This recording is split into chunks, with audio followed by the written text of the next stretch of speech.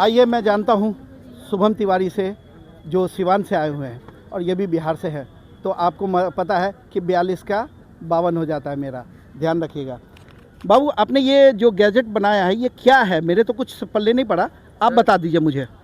Sir ये smart house automation system है जो कि मैंने बनाया है, और ये हमारे वर्क को सफिशिएंट और जो टाइम कंज्यूमिंग है वो करेगा।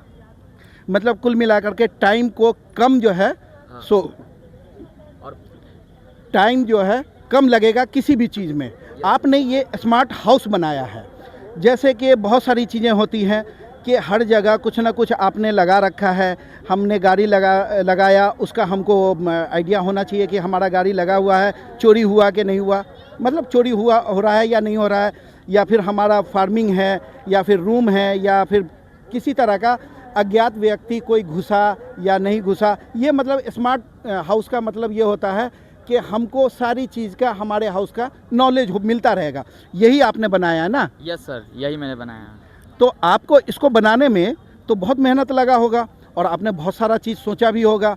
और मैं आपके माध्यम से सरकार से आपके लिए मैं अपील करता हूँ, क्या इस सिस्टम को अप्रूव करने के लिए या इस सिस्टम को आगे बढ़ाने के लिए या इस सिस्टम को इस बच्चे के नाम से करने के लिए क्या सरकार कुछ कर सकती है, या इसको लोन के तौर पर सहयोग करके इस सिस्टम को बनाने के लिए अपना व्यवसाय खोलने का मौका दे सकता है सरकार?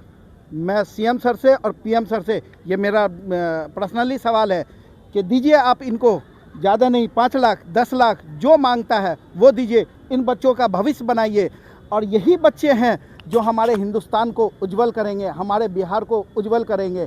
हम क्या करते हैं, अपने बिहार के टैलेंट को, हम अपने हिंदुस्तान के टैलेंट को हम क्या करते हैं, विदेशों के हाथ में सौंप देते हैं, बेच देते हैं। आज इन बच्चों का जो ये टेक्नोलॉजी है बना हुआ है, अगर किसी विदेशी को, अमेरिका, जापान, फ्रांस, रूस, चीन, कहीं पे भी किसी को ये बात अगर समझ में आ गई, इन बच्चे को ऐसे उठाएगा और इतना पैसा देगा कि इनके साथ पूछते भी जो है ना बैठ कर के खाएंगे।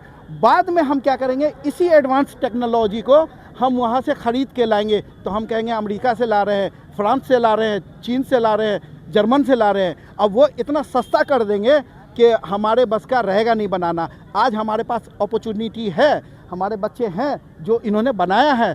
तो आपसे मेरा अनुरोध है कि आप इनको ज़्यादा नहीं, 5 लाख का लोन सेक्शन कीजिए, 10 लाख का लोन सेक्शन कीजिए, इनसे पैसा लीजिए वापस, इनको अपने अधीन इनकी फैक्ट्रियाँ खुलवाइए।